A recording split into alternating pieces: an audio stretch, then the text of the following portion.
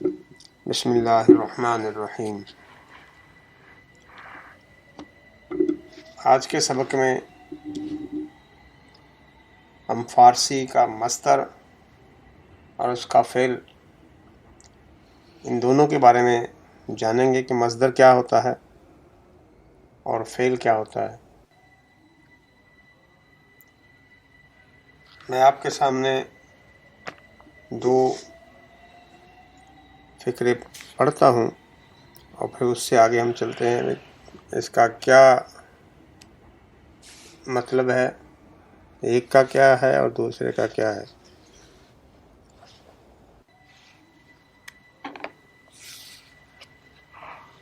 فارسی میں مصدر کی جو نشانی ہے اس کا بھی پتہ چل جائے گا، اور پھر مصدر سے جو ہم ماضی بنائیں گے وہ کیسے بنتی ہے وہ بھی پتہ چل جائے گا۔ مثال کے طور پر اس کی شناخت کیسے ہوتی ہے۔ فقرہ ہے شب برائے خوابیدن است۔ شب برائے خوابیدن است۔ خوابیدن خواب سے ہے، اردو میں مستعمل لفظ خواب کا۔ رات سونے کے لیے ہے، کے لیے اس میں اردو میں ترجمہ کرنے کے لیے ڈالا گیا۔ دراصل رات سونے جو اس کا ہوگا برائے رات برائے سونے ہے، کے لیے چونکہ اس میں نہیں استعمال ہوتا، لیکن ہم جب با محاورہ اردو میں ترجمہ کریں گے تو اس کے لیے شب برائے خوابیدن است کا ترجمہ ہوگا رات سونے کے لیے ہے۔ دوسرا جملہ اس میں ہے حمید دی شب زود خوابید۔ حمید دی شب زود خوابید، حمید کل رات جلدی سو گیا۔ اس پہ آپ غور فرمائیں تو آپ کو پتہ چلے گا کہ پہلے فقرے میں خوابیدن لفظ استعمال کیا ہم نے اور دوسرے میں خوابید استعمال کیا ہے۔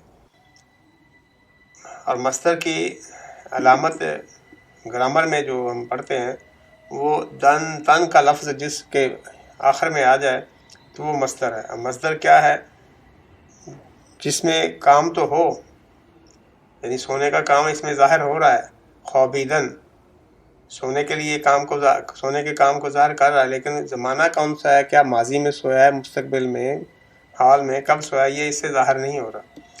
تو گرامر کی اصطلاح میں مصدر اسے ہی کہے جائیں گے جو کام کو تو ظاہر کرے، کسی کام کا واقع ہونا تو پتہ چلے، لیکن یہ اس سے پتہ نہ چل سکے کہ آیا اس میں زمانہ کون سا ہے، کس زمانے میں بندہ سویا ہے، کس زمانے میں یہ کام ہوا ہے۔ تو شب برائے خوابیدن است، خوابیدن جو ہے یہ مصدر ہے۔ جب اس کا ہم نون، آخری نون جو ہے اور آخری حرکت جو ہے، اس سے پہلے نون سے پہلے والی ما قبل کی حرکت جو ہے، دال کی جو حرکت، جہاں یہاں دال ہے، نون سے ما قبل یعنی نون سے پہلے جو حرف ہے وہ دال ہے۔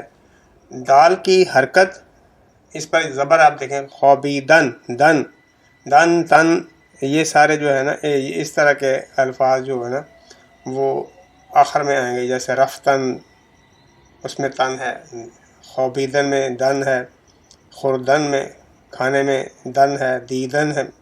اس طرح کے جس طرح بھی الفاظ آئیں گے مصدر کے، ان کے دن تن کی علامت ہوگی تو وہ مصدر کہلاتے ہیں۔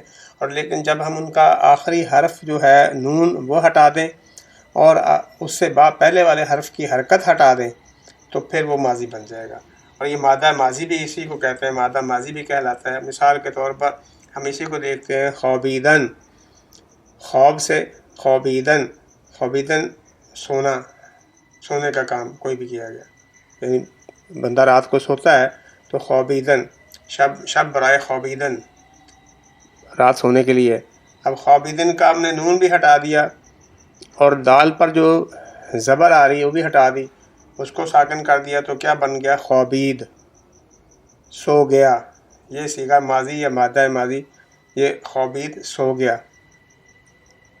یہ بنیادی طور پر اس کا بنانے کا یہی ایک طریقہ ہے جو بڑا آسان ہے۔ اس میں کچھ میں مصدر آپ کے سامنے پڑھتا ہوں کچھ، تو اس سے پھر آپ بنا سکتے ہیں کیا اس کا ماضی ہوگا، جملے میں کیسے استعمال ہوگا۔ مثال کے طور پر خواندن ہے، خواندن کا لفظ جو ہے وہ پڑھنے کے لیے ہے، یعنی کتاب برائے خواندن است، جیسے شب برائے خوابیدن است، کتاب برائے خواندن است، کتاب پڑھنے کے لیے ہے۔ اب خواندن میں سے اگر ہم اس کو ہٹا دیں، نون کو بھی ہٹا دیں، اور زبر جو آ رہی ہے اس سے پہلے والے دال پر، تو اس کو بھی ہٹا دیں، وہ بن جائے گا خواند۔ تو اسی طرح اگر ہم اگلے فقروں میں دیکھیں، کسی اور جملے کو، دویدن جو ہے دوڑنا ہے، دویدن، اس کا بھی اگر آپ دال کو ساکن کر دیں اور نون کو ہٹا دیں تو کیا بن جائے گا؟ دوید۔ آمدن، المدہ کے ساتھ، الف مدہ کے ساتھ، آمدن، آنا۔ دویدن دوڑنا تھا، آمدن آنا۔ تو آمدن کا اگر ہم نون ہٹائیں اور زبر کے اوپر جو زبر ہے اس کے دال پر وہ بھی ہٹا دیں تو کیا بن جائے گا؟ آمد۔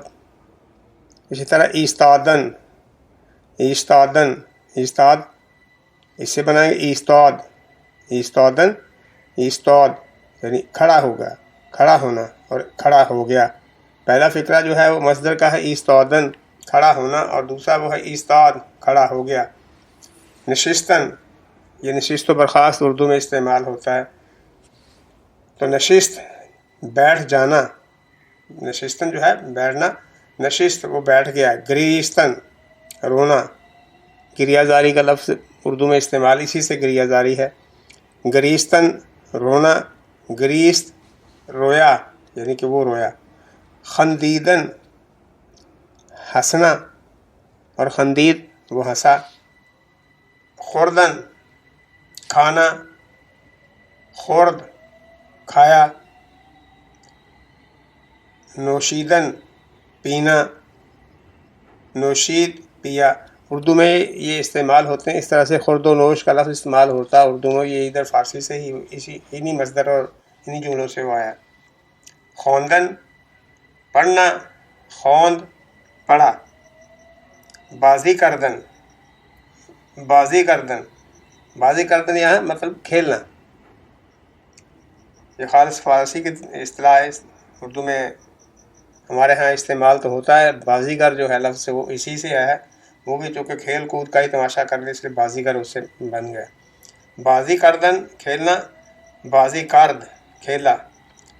شنا کردن تیرنا، شنا کرد تیرا۔ یہ سارے فقرے جن سے آپ فقرہ آگے پیچھے لگا کے فقرے بنا سکتے ہیں، جیسے درس خواندن سبق پڑھنا، درس خواند سبق پڑھا، تو یہ سارے فقرے آپ اس طرح اس سے بنائے جا سکتے ہیں چھوٹے چھوٹے ساتھ ملا کے۔ جیسے فعل ماضی کا صیغہ ایک میں بناتا ہوں، آمدن سے، آمدن آنا، حمید آمد، حمید آیا۔ پسر خوابید، پسر خوابید، یہ لڑکا سو گیا۔ اسی سے پدر روزنامے خواند، فقرہ بنائیں آپ تو اس طرح بنائیں گے، پدر روزنامے خواند۔ روزنامے ہم نے پیچھے پڑھا، اخبار کو کہتے ہیں، پدر بھی پڑھا ہے، پدر والد کو کہتے ہیں۔ باپ نے اخبار پڑھا۔ پسر انار خورد، انار پیچھے پڑھ چکے ہیں ہم، انار اردو میں استعمال ہوتا ہے، خورد کھانا۔ پسر لڑکے یا بیٹے نے انار کھایا۔ بچے خندید، بچہ ہنسا۔ پرندے پرید، پرندہ اڑا۔ پریدن، یہ پرید جو ہے پریدن سے ہے، وہ خندید خندیدن سے تھا، یہ پرید پریدن سے، اس کا وہی فارمولہ لگایا تو پرندے پر پرید، پرندہ اڑا۔ باران، باران بارش کو کہتے ہیں، اردو میں بعض جگہ استعمال ہوتا ہے یہ بارش کے معنوں میں۔ باران بارید، بارش برسی۔ دانش آموز آمد، دانش آموز ہم نے پڑھا پیچھے، طالب علم کو کہتے ہیں۔ دانش آموز آمد، دانش آموز آیا، یعنی طالب علم آیا۔ آموزگار آمد، آموزگار بھی پیچھے پڑھا ہم نے، استاد کو کہتے ہیں۔ آموزگار آمد، استاد آیا یا استاد صاحب تشریف لائے، اگر اس کو اردو میں ہم ایک پولائٹ وے میں ٹرانسفر کریں تو۔ آموزگار نشست، استاد بیٹھ گیا۔ دانش آموز درس خواند، طالب علم نے سبق پڑھا۔ درس خواند پیچھے ہم نے پڑھا، درس خواند سبق پڑھنا، خواندن سے۔ آموزگار درس داد، استاد نے سبق دیا۔ یہ سارے فقرے جو ہیں اس میں آپ جتنے چاہیں فقرے بنا سکتے ہیں، آپ کے پاس اگر اس کی لسٹ آپ دیکھ لیں، کسی ڈکشنری میں دیکھیں، فارسی والی میں یا کسی سے بھی کسی کتاب میں، جو ذخیرہ الفاظ، اور پیچھے جو ہم نے الفاظ پڑھے ہیں ذخیرہ الفاظ جو شیئر کیے آپ کے ساتھ، ان کے ساتھ اگر آپ ملا کر دیکھیں گے تو پڑھیں گے جو آپ جتنے چاہیں جملے بنا سکتے ہیں آسانی کے ساتھ۔ میں آپ کو اسکرین پہ شیئر بھی کر دیتا ہوں اس کے حوالے سے کچھ جملے جو ہیں، تاکہ آپ کے لیے آسانی ہو جائے۔ تو یہ ہمارا آج کا سبق تھا، جس میں ہم نے یہ سیکھا کہ مصدر اور فعل کیا ہوتا ہے، مصدر سے فعل ماضی جو ہے وہ کیسے بنایا جاتا ہے اور اسے جملے میں کیسے استعمال کیا جاتا ہے۔ اگلے انشاءاللہ اس کے بعد ہم جملہ فعلیہ خبریہ جو ہے اس کو پڑھیں گے۔ تب تک کے لیے اللہ حافظ۔